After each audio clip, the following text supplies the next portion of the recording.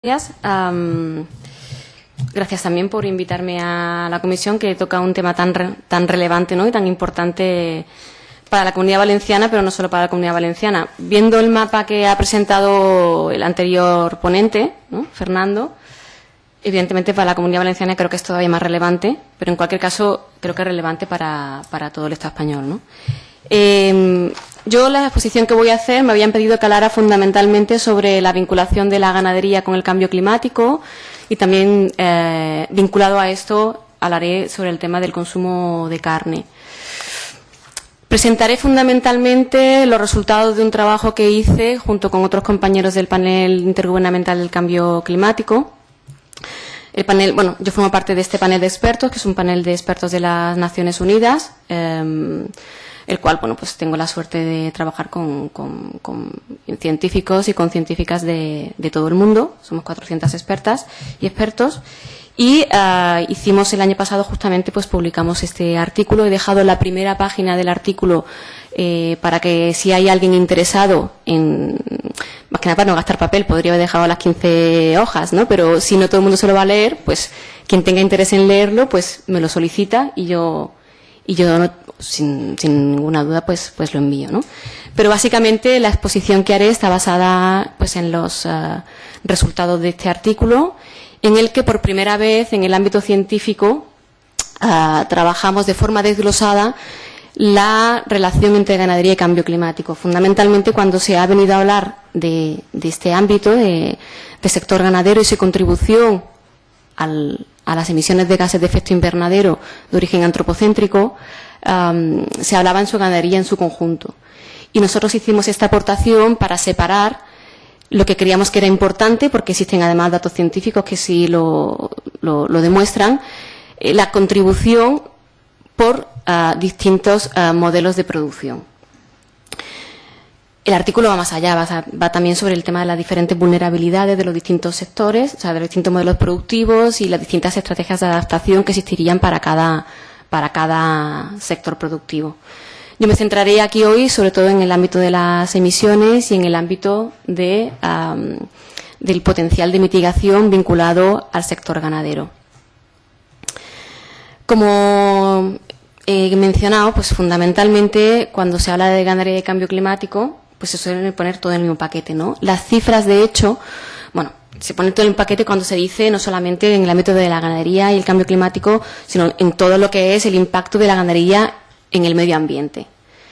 Entonces, nuevamente, pues se suele hablar de el impacto que tiene la contaminación de los suelos, en la contaminación de las aguas freáticas, en la emisión, en la contaminación de nuestro aire, bueno, todo esto suele ponerse en el mismo paquete. Se suele hablar, pues, normalmente que el 33% de las áreas del suelo de las áreas cultivadas son utilizados para la ganadería, pero no se suele desglosar cuánto de ese 33% de esas áreas cultivadas van para la producción de pienso, fundamentalmente para la ganadería intensiva, y en realidad la ganadería extensiva está utilizando otros suelos que no son vinculados a las áreas cultivadas, sino que suelen ser áreas marginales, zonas de montaña o zonas donde realmente es difícil otro tipo de producción. Entonces, se suelen como poner todos en el mismo paquete y es importante separar. En el ámbito de las emisiones, las cifras son de un rango muy amplio de todos los estudios. Estamos hablando entre el 9 y el 25% del total de las emisiones de gases de efecto invernadero estarían vinculadas a la ganadería. Y ahora comentaré que, claro, esta cifra es muy alta, obviamente, pero además el rango es también demasiado amplio, ¿no? Pues decís, bueno, entonces,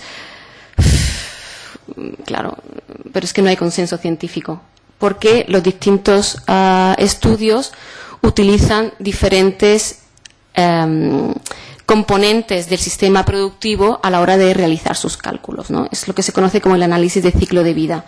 Si yo en análisis de ciclo de vida estoy introduciendo o no estoy introduciendo la emisión de gases de efecto invernadero, por poner un ejemplo, de la producción de pienso, me saldrá un resultado. Y si solamente tengo las emisiones directas, es decir, lo que emite el animal per se, tengo otro resultado.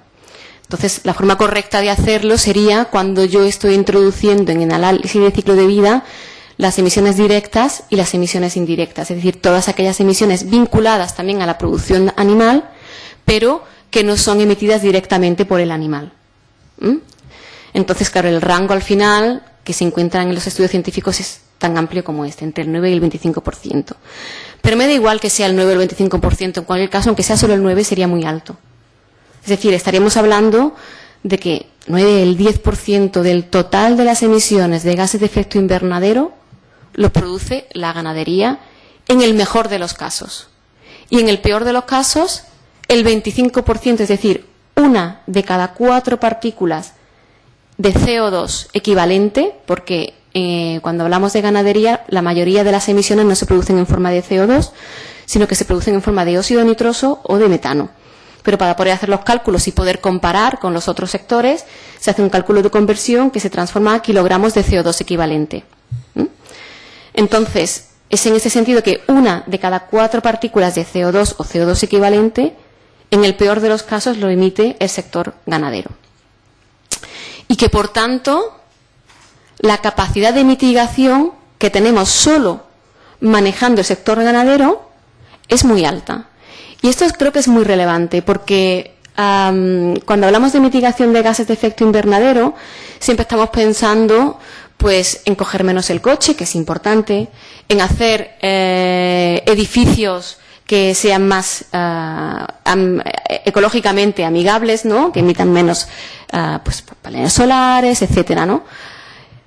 Y todo eso es muy importante, pero solo el sector ganadero y solo la producción ganadera, si aquí introdujéramos el transporte de animales de largo recorrido, la producción de CO2 vinculada al almacenado y a la transformación de los productos de origen animal, estaríamos incrementando la emisión de gases de efecto invernadero vinculada al sector ganadero, ¿vale?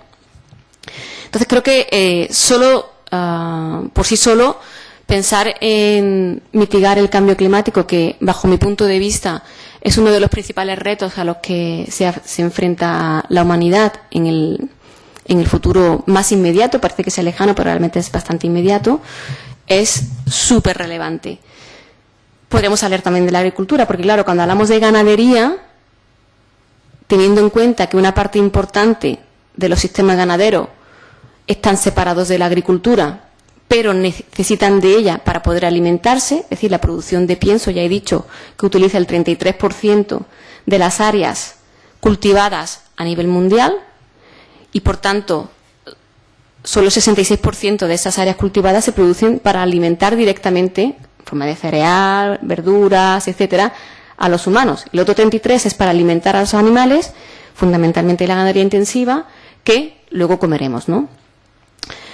Hacer un análisis de estas características es muy complejo porque, como vemos, hay muchos factores que están relacionados y que, obviamente, no se puede hacer un análisis simplista ni de causa-efecto, ¿no? Realmente son muchas de las variables las que hay que tener en cuenta. Nosotros en el estudio lo que hacemos es decir, bueno, para hablar de ese tema con realmente de una forma adecuada, tenemos que separar y hacer un análisis por sistema productivo. Nosotros utilizamos, hay diferentes formas de diferenciar los sistemas productivos.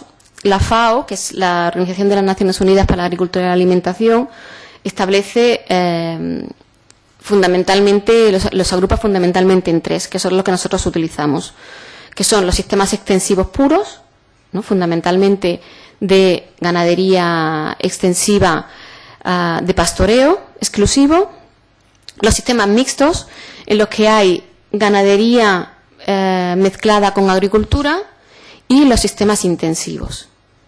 Entonces, de forma global, ¿cómo caracterizamos a cada uno de estos sistemas? Por ejemplo, en forma de número de personas dedicadas a cada uno de los sistemas a nivel mundial. Pues a nivel de pastoreo, en torno entre 120 y 200 millones de personas se dedican al pastoreo extensivo. Una contribución pues bastante importante. Entre 120 y 200 millones de personas. 2/3 de la población mundial se dedican de una forma u otra a la ganadería mixta. Y por tanto, son muy pocas las personas que se dedican a la ganadería intensiva. ¿Dónde se colocan cada uno de ellos? También es importante tener en cuenta cuando queremos abordar este debate. Normalmente la ganadería extensiva pura se suele ubicar en zonas marginadas, zonas donde además la agricultura es complicada y por tanto no está compitiendo de forma directa con otra actividad humana. Los sistemas mixtos sí que lo que hacen es rotar, ¿no? Utilizan, de hecho, utilizan rotaciones de cultivo, pero también esas rotaciones de cultivo entraría la ganadería, utilizarían pues también sistemas de pastos mejorados.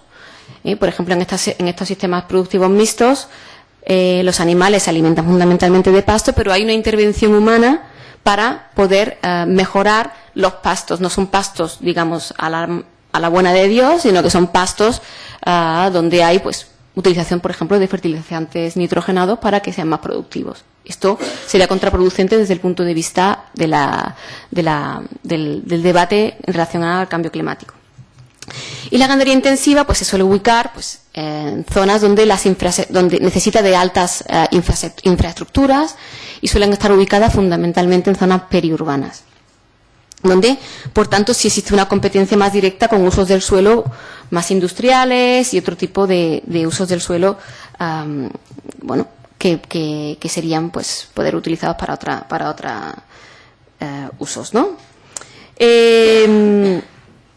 También cuando se aborda este debate es qué objetivo o qué contribuye cada modelo de producción, ¿no? El modelo de producción extensivo y el mixto tiene lo que se conoce en la jerga, ¿no?, más técnica, son multifuncionales, es decir, tienen una serie de, aparte de producir una serie de productos, leche, carne, huevos, normalmente aportan otra serie de productos en forma de servicios ecosistémicos. Pues, por ejemplo, el buen uso de los sistemas ganaderos pues estarían reduciendo los riesgos de incendios en zonas de montaña. Pues eso es un servicio ecosistémico que provee la ganadería extensiva.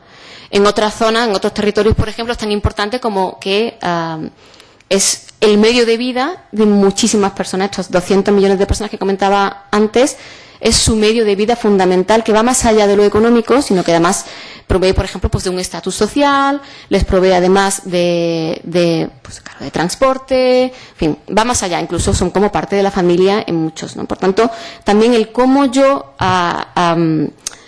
percibo el aporte de la ganadería entre lo que es una ganadería extensiva en ciertas partes del mundo, también aquí, o sea, los pastores extensivos, el ganado es va más allá de lo que es la canal, ¿no? Y lo que al final me aporta la canal, sino que va más allá, como cuando hablas con los pastores, pues es parte de su propio medio de vida, ¿no? Luego, también es importante, cuando hacemos esta diferenciación, como comentamos en el artículo, es el tipo de inputs y la cantidad de inputs necesarios para cada uno de estos tipos de sistemas productivos. Así, por ejemplo, sabemos que la ganadería extensiva de carne de vacuno utiliza 12.000 litros de agua por kilogramo de carne, y una ganadería extremadamente intensiva de vacuno estaría utilizando 53.000 litros por kilo de carne.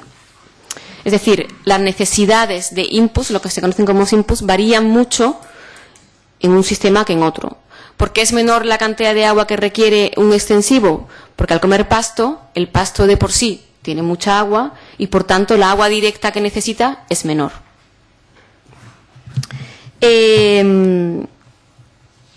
También a nivel de alimentación, las dependencias externas de los sistemas productivos intensivos, pues claro, la alimentación a base de pienso es una dependencia, un input externo que requiere ese sistema productivo frente a un sistema puramente extensivo donde normalmente pues se provee de lo que ofrece el medio, ¿no? El medio natural. Y luego también, a la hora de encuadrar los distintos modelos productivos, es importante hablar de la diversidad genética. A nivel mundial existen 7.616 razas ganaderas domésticas. Solo el 7% está vinculado a la ganadería intensiva y el 93% está vinculado a la ganadería extensiva y a la ganadería mixta. Esto es sumamente relevante porque la diversidad genética es fundamental para garantizar la seguridad alimentaria frente a todos los retos que nos tenemos que afrontar en el futuro, pero fundamentalmente también en el cambio climático, ¿no? Y las condiciones de sequía y de inundaciones a las que nos veremos bueno, pues sometidas en un futuro no muy lejano. Centrándonos ya en lo que se refiere al debate del cambio climático, teniendo en cuenta cuáles son los distintos modelos productivos que caracterizamos conforme a estos parámetros que acabo de comentar. En el ámbito, claro, el sector ganadero entra dentro de lo que son el sector agrario. Cuando se hace todo el debate de la ganadería y el cambio climático, es un elemento más.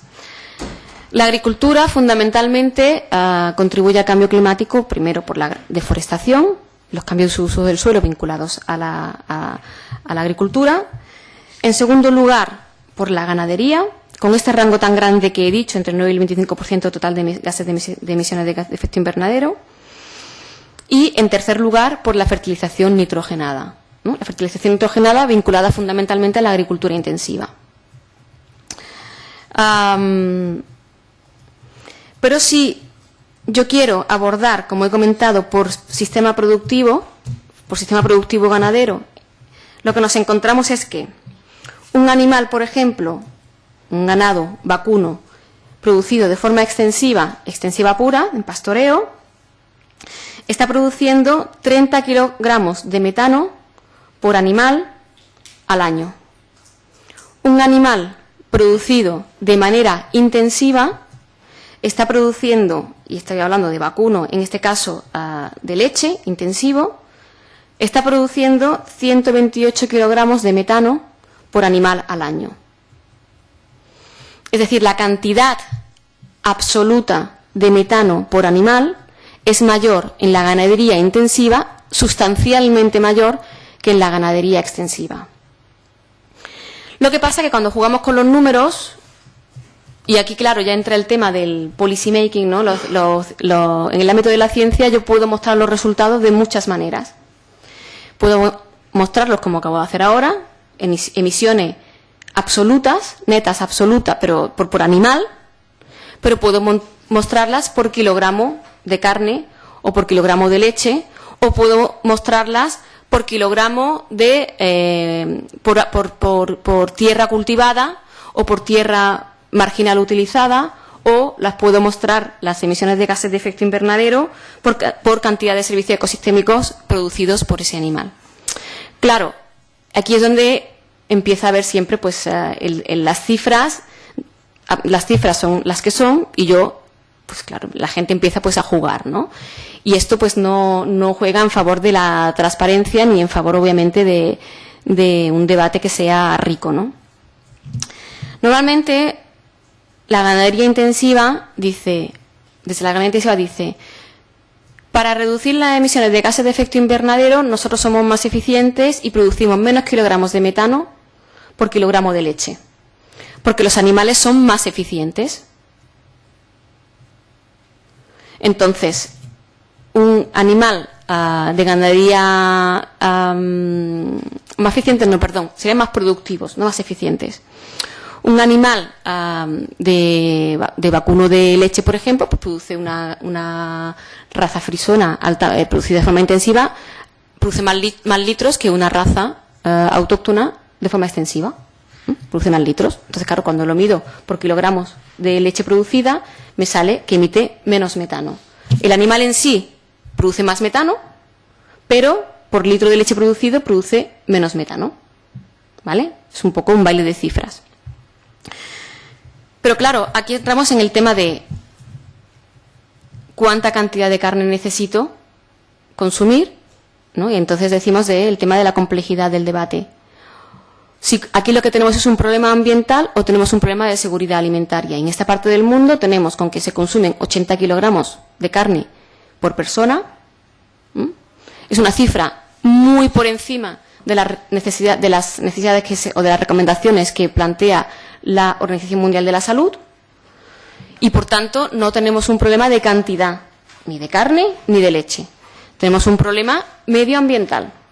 Tenemos un problema donde aquí en esta parte del mundo estamos produciendo una cantidad de gases de efecto invernadero mucho mayor de la que nos corresponde. Y el sector ganadero es responsable de esto, fundamentalmente el sector ganadero intensivo.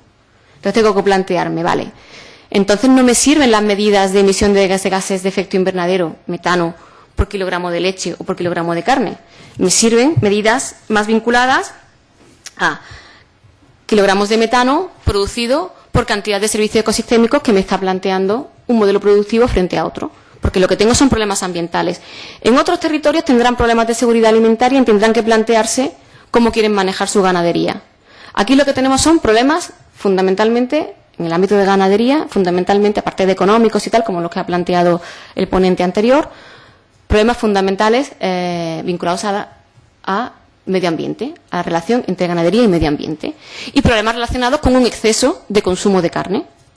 Problemas ganadería y salud. Por tanto, necesito mirar a la ganadería no desde la productividad en forma de kilos de leche o kilos de carne, sino en sus contribuciones a lo que se conoce como servicio ecosistémico.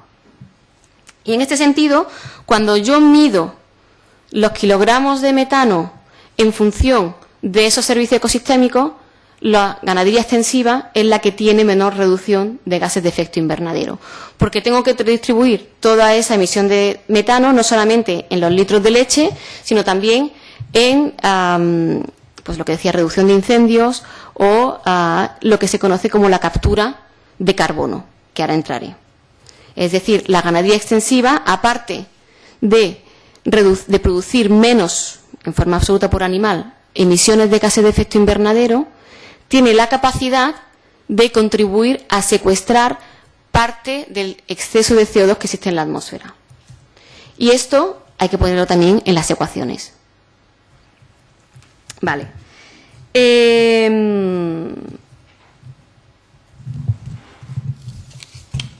Y aquí entro un poco a lo que es el potencial de mitigación de los distintos sistemas productivos.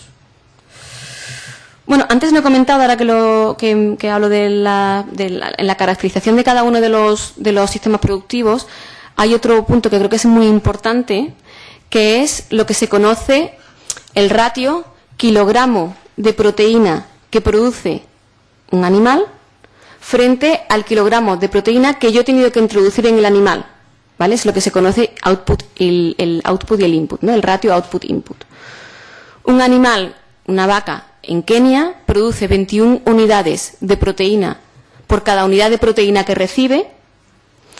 Una vaca en Alemania produce 0,53 unidades de proteína por cada unidad de proteína que recibe. Es decir, su ratio es negativo. Tengo que introducir más proteínas, fundamentalmente en forma de soja, en el animal que las que recibo, ¿no? Y eso creo que también es importante cuando nosotros hacemos la caracterización de los sistemas productivos. Ese dato me lo había dejado, pero creo que es muy relevante también.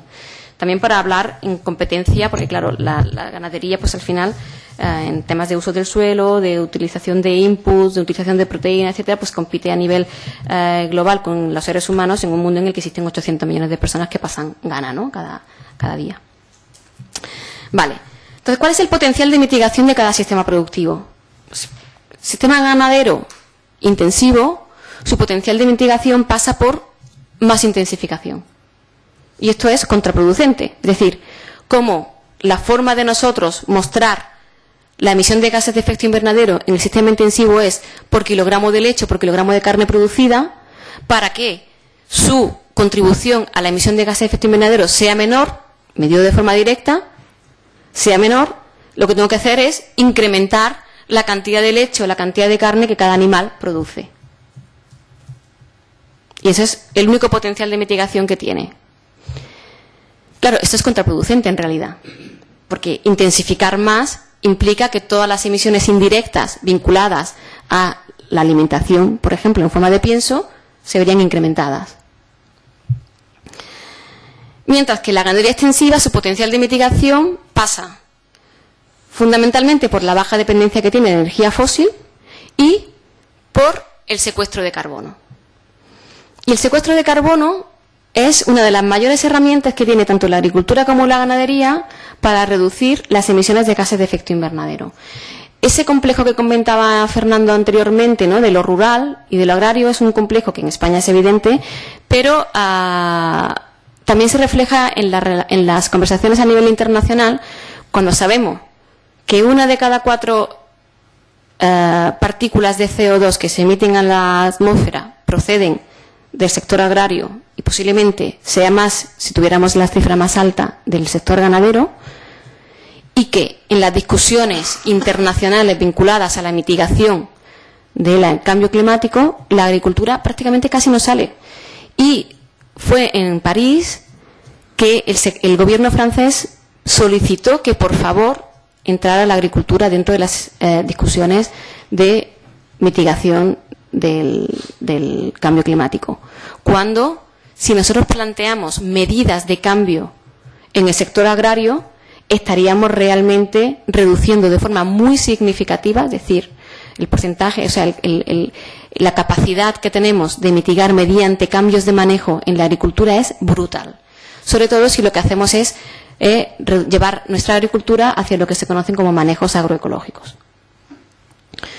Yo me centraré en la ganadería, no hablaré de agricultura, aunque obviamente mi ámbito de trabajo es la agroecología, pero me centraré en la ganadería. Y el potencial de mitigación de la ganadería extensiva. En la actualidad, el 30% del carbono total que existe se encuentra en los pastos, ¿vale? O sea que es una cifra muy elevada. Y la capacidad de secuestro que tenemos mediante el manejo del suelo es de entre el 5 y el 15% del total de exceso de CO2 que existe en la atmósfera. Es decir, un buen manejo de los pastos nos permitiría reducir un 15%, hasta un 15% del total de la emisión, o sea, del total del carbono en exceso que tenemos ahora mismo en la atmósfera. Esto implica técnicas de restauración de suelo, porque nos encontramos con que una mala gestión ganadera y una mala gestión agrícola nos lleva a la erosión importante de los suelos, y un 80% de nuestros suelos están altamente erosionados. Es una mala noticia. Como buena noticia es que la capacidad que tienen, digamos, de atraer, o sea, de recuperar materia orgánica en esos suelos y, por tanto, de capturar CO2 es muy elevada. Cosas como, obviamente, una buena... Y esto solo pasa por la ganadería extensiva. O sea, la ganadería intensiva aquí no tiene nada que aportar. La ganadería extensiva tiene capacidad de mitigar el exceso, ¿no?, de mitigar el cambio climático, de capturar exceso de CO2, que es lo que se conoce como la mitigación. Claro, requiere, obviamente, y todo esto más, que en el caso de la ganadería intensiva, creo que también de la Comunidad Valenciana, creo que es muy relevante, otros servicios ecosistémicos que tendría la ganadería extensiva, como hemos comentado, el tema de los incendios. Creo que la Comunidad Valenciana, que está sometida cada año de una forma alarmante, ¿no?, porque bueno, yo por lo que veo en las noticias, yo no soy de aquí, pero lo que veo en las noticias es que realmente, tanto en la zona de Alicante como Valencia y Castellón, cada año hay muchos incendios. Y esto, la mejor forma de controlarlos es mediante la ganadería extensiva. Cuando he visto el mapa que ha presentado el ponente anterior, me ha resultado alarmante ver, bueno, que es que está vacía de ovejas y cabras. Es que realmente no me lo esperaba. Se me he quedado tan alucinada, o sea, no, me imagino que igual que sus señorías, pero realmente es una necesidad de repoblar de animales el territorio valenciano. Creo que vamos, aquí ningún técnico, ninguna persona que trabaje en el ámbito de la científico, en el ámbito de la ganadería, pondría... Vamos, yo creo que, bueno, ponemos el grito en el cielo. Yo he visto esto y me he quedado realmente en shock, ¿no? Porque la aportación, sobre todo, que hace de servicio ecosistémico, sobre todo en el ámbito de los incendios, pero además, como comento, en el ámbito de la mitigación o el secuestro de gases de efecto invernadero que existen en exceso, es brutal.